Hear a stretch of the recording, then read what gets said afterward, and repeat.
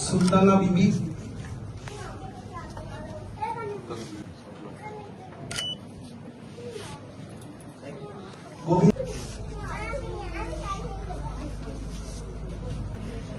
पापिया खातून,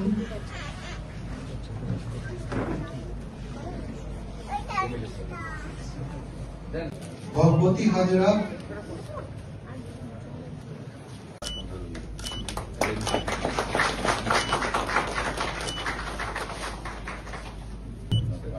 যেমন কলকাতা পুলিশ দিয়েছে তাই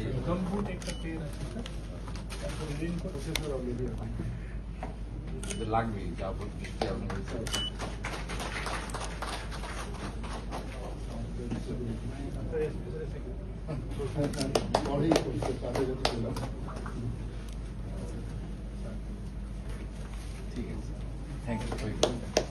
কয়েকদিন ধরে ইস্ট মিদনাপুরে প্রচন্ড ওয়াটার লগিং এবং আপনার প্রচুর বৃষ্টির জন্য প্রচুর মানুষ ক্ষতিগ্রস্ত হয়েছেন এবং অনেকেই বাড়ি ঘরদুয়ার ছেড়ে শেল্টারে ছিলেন।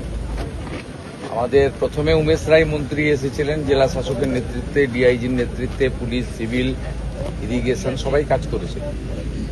গত দুদিন ধরে রাজ্য সরকারের পক্ষ থেকে একাধিক মন্ত্রীকে এই জেলায় পাঠানো হয়েছে। শ্রীমতী অগ্নিমিত্রা পাল, শ্রী অশোক দিন্দা, শ্রী শান্তনু প্রামাণিক, শ্রী রাজেশ মাহাতো এবং পিডব্লিউডির প্রিন্সিপাল সেক্রেটারি আমাদের অন্তরা আচার্য, যিনি এই জেলার এক্সডিএম, তিনি ছিলেন। কাজ এখানে অনেকটা ইমপ্রুভ হয়েছে। আমি আজকে এই এফেক্টেড পুরো জেলার বিডিওদের সঙ্গে, লাইন ডিপার্টমেন্টের সঙ্গে কথা বলেছি, বলে সবচেয়ে এখনো যে এফেক্টেড এলাকা রয়েছে হলদিয়া মিউনিসিপ্যালিটির 6টা ওয়ার্ড, সুতাহাটা ব্লকের 62টা মৌজা, হলদিয়া উন্নয়ন ব্লকের 2টো গ্রাম পঞ্চায়েত, মহিষাদলের 4-5টা গ্রাম পঞ্চায়েত, আর পটাশপুর 1-এর সিচুয়েশনটা একটু খারাপ আছে, তার সঙ্গে পার্ট অফ ভগবানপুর 1 আর চণ্ডীপুর। পুরো এলাকা ধরে ধরে আমি দীর্ঘক্ষণ ধরে 2 ঘন্টার বেশি অ্যাসেস করেছি।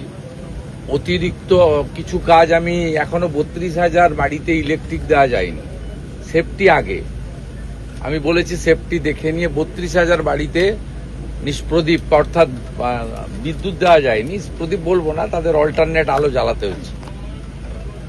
সেখানে 32,000, ক্যাম্পে আছেন প্রায় 15,000 যারা বাড়ি ফিরতে পারেননি। হেলথকে কিছু কাজ দেওয়া হয়েছে, পিএইচই কে কিছু কাজ দেওয়া হয়েছে, ইলেকট্রিসিটিকে কিছু কাজ দেওয়া হয়েছে। আর আমি নিজে মোস্ট এফেক্টেড এলাকার বিডিও এসডিওদের সঙ্গে ভার্চুয়ালি কথা বলেছি। এখানে হলদিয়ার এসডিও নিজেই ছিলেন, নোট নিয়ে সমাধান করে দিয়েছি। ইরিগেশনকে জানতে চেয়েছিলাম, সবটা আন্ডার কন্ট্রোল রয়েছে, কিন্তু কেলেঘাইতে আপনার জল যে রেড লেভেল রয়েছে ডেঞ্জার জোনের উপর দিয়ে বইছে। বাঁধগুলো আমরা প্রি মনসুন কাজ করেছিলাম বলে বাঁধগুলো কিছু হয়নি, কিন্তু কেলেঘাই বিপজ্জনক জায়গা আছে। সেখানে পুলিশ এবং ইরিগেশন যৌথভাবে নজরদারি চালাতে বলা হয়েছে এবং বাঁধের পার্শ্ববর্তী এলাকার লোককে প্রিকশনারি মেজার হিসেবে সরিয়ে নিতে বলা হয়েছে, মানে পটাশপুরের কেলেঘাই এলাকাতে। এরকম বহুবিধ যা দরকার ছিল সব করা হয়েছে। এবং পশ্চিম মেদিনীপুরেরও সবং, নারায়ণগড় ব্লকটা খারাপ জায়গা আছে। আজকে ঝাড়গ্রাম কিছু ড্যামেজ হয়েছে, সাঁকড়ায়, এগুলো ইঞ্জিনিয়ারিং কথা হয়েছে। এখান থেকে আমি স্বরাষ্ট্র সচিব সঙ্গমিত্রা ঘোষ মহোদয়কে ডিজাস্টার থেকে পুলিশকে আলাদা করে রিলিফ ওয়ার্ক এবং পুলিশের জন্য আমরা কিছু নির্দেশ এবং বরাদ্দ দিয়েছি। হেলথ সেক্রেটারিকে এখানে বলেছি হ্যালোজেন, ওআরএস, 20টা সাপে কাটার ইনসিডেন্ট হয়েছে, মানে একটাও লস অফ লাইফ হয়নি। হেলথ খুব ভালো কাজ করেছে, অ্যান্টিভেনাম সাফিসিয়েন্ট আছে, 20টা সাপে কাটার, মানে সব রিভিউ করে নিয়েছেন। হেলথকেও বলে দিয়েছি, আর পিএইচিকেও বলে দিয়েছি। 22টা ইলেকট্রিক বন্ধ থাকার জন্য পাম্প বন্ধ আছে, 40টা ছিল, 18টা চালু করেছে। 22টাতে এক্ষুনি জেনারেটর লাগাতে বলা হয়েছে, ওদের জন্য ফান্ড অ্যালট করে দেওয়া হয়েছে। 15,000 এডিএম জিকে 15,000 রিলিফ কিট করতে বলেছি। যারা ক্যাম্পে আজ অব্দি আছে তারা যখন বাড়িতে যাবেন তাদেরকে যেন মিনিমাম 3 থেকে 5 দিনের রেশন হাতে দেওয়া হয়, কিট বানানোর জন্য ডাইরেকশন দেওয়া হয়েছে। অতএব যা যা লাগে আমার প্র্যাকটিক্যাল অভিজ্ঞতার ভিত্তিতে আমি করেছি। দীর্ঘদিন এই ফিল্ডে আমি কাজ করি, রিলিফ ওয়ার্কে এবং বিভিন্ন ডিজাস্টারে। জানেন 2013তে বড় ডিজাস্টার আমি আপনাদের সবাইকে নিয়ে সামলেছি। আমি ফাইনালি যেটা করছি, এর পরে যেটা করতে হবে, আমি এগ্রিকালচার সেক্রেটারি এবং হর্টিকালচার সেক্রেটারির সঙ্গে কথা হয়েছে, 5টা গ্রুপ করে দিতে বলেছি। তাতে এগ্রিকালচারের 2 জন, হর্টিকালচারের 1 জন, ফিশারির 1 জন, আর আমাদের ইন্স্যুরেন্সের যারা এগ্রিকালচার ইন্স্যুরেন্স করেন তাদের টিম আসবে। পানের বরজ, ফুলের বাগান, ফিশারি এবং আমনের যে ক্ষতি হয়েছে, দরকার হলে এখনো রোপণের সুযোগ রয়েছে, মানে আমরা যাকে গ্রামের কথায় বলি রোয়া রয়েছে। আমি ওঙ্কার মিনাকে বলেছি, ওদের এগ্রিকালচার সেক্রেটারিকে, যে তিনি 5টা টিম রেডি করে পাঠাবেন।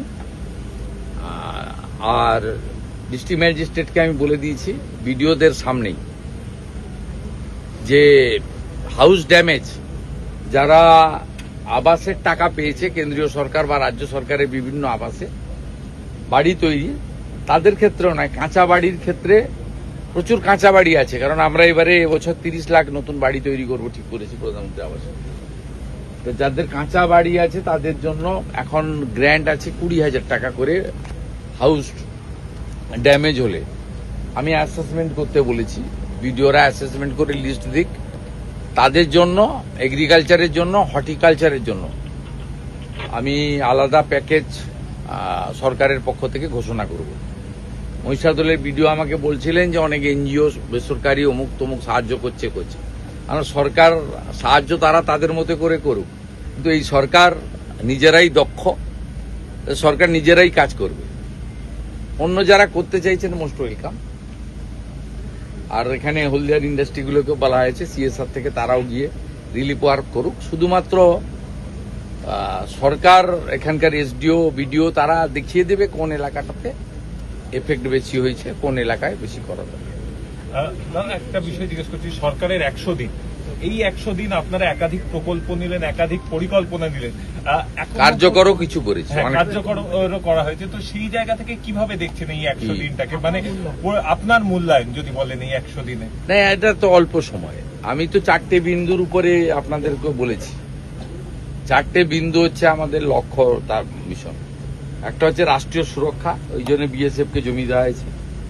দ্বিতীয় হচ্ছে সাংবিধানিক কর্তব্য, বিএনএস চালু হয়েছে, জনগণনা শুরু হয়েছে, কেন্দ্রীয় সরকারের সমস্ত ডাটা রিপোর্ট পাঠানো হয়েছে, সাংবিধানিক কর্তব্যের মধ্যে পড়ে।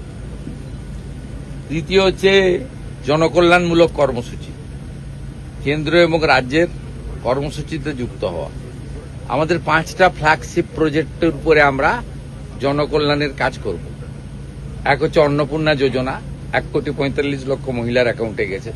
আমি একটা ভিডিওকে জিজ্ঞেস করছিলাম, তমলুকের ভিডিও, আপনার ব্লকে কতজন অন্নপূর্ণার টাকা ক্রেডিট হয়েছে?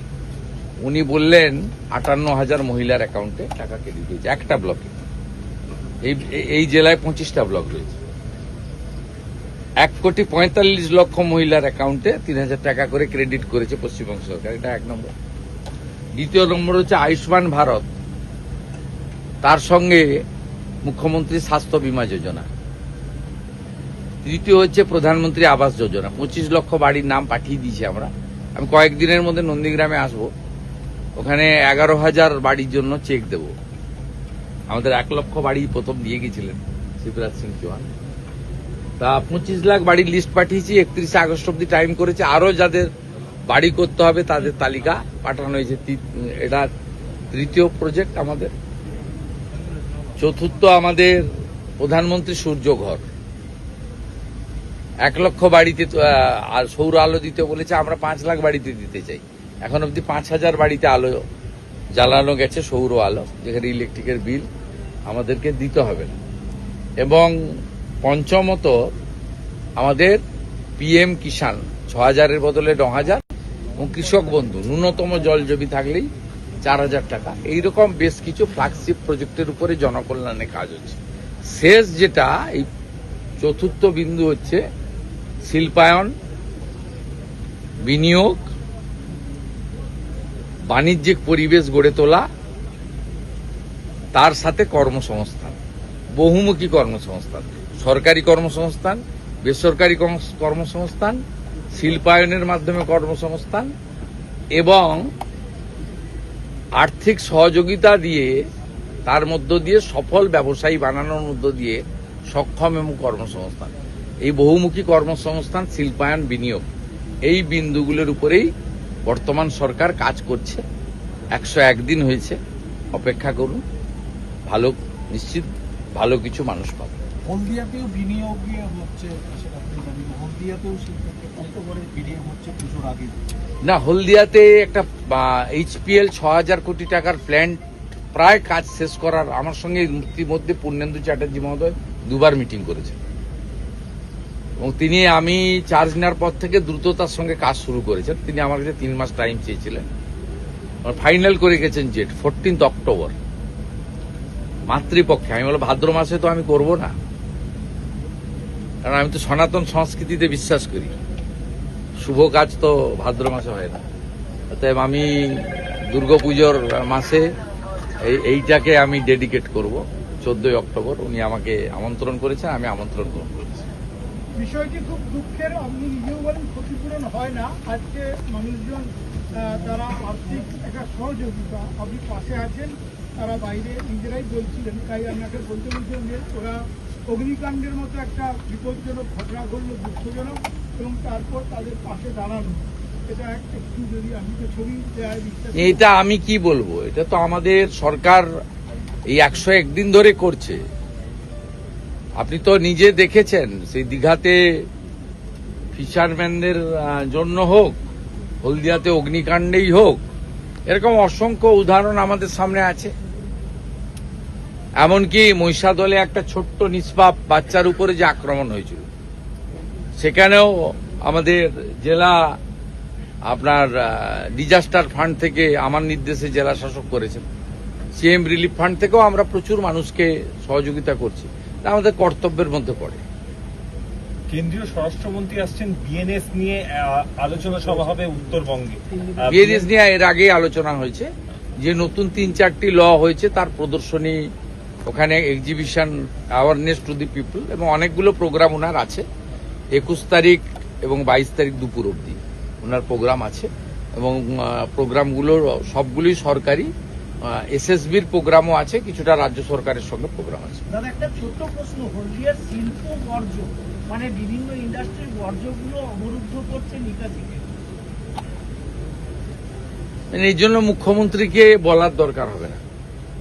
এখানে হলদিয়ার SDO ইজ ভেরি কম্পিটেন্ট, এবং কালকে অন্তরা আচার্য মহোদয় এসেছিলেন, তিনি গাইড করে গেছেন।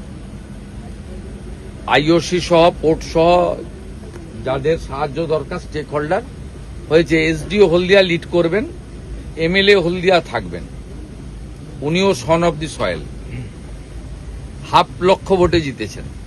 উনি অসুস্থ ছিলেন বলে 2-3 দিন একটু মানুষের পাশে ওনার কর্মী বাহিনীরা কাজ করেছেন। উনি আজ থেকেই, এখনো উনি অসুস্থ, উনি তো নার্সিংহোমে ভর্তি ছিলেন, তা ওনাকে বলেছি যে অফিসে বসে কাজ করুন।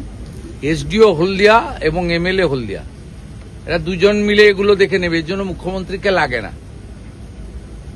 কারণ আমরা তো একটা টিমে কাজ করি। আগের মুখ্যমন্ত্রী বলতেন আমি একটাই পোস্ট, বাকি সব ল্যাম্প পোস্ট। আমি বলি সবাই মিলে কাজ করি, কাজ ভাগ করা আছে। আপনার কাজ যেমন আনন্দবাজারের এখানে রিপোর্ট পাঠানো, তেমনি এখানকার MLA এবং SDOর কাজ এই জল নিকাশি ঠিক করা।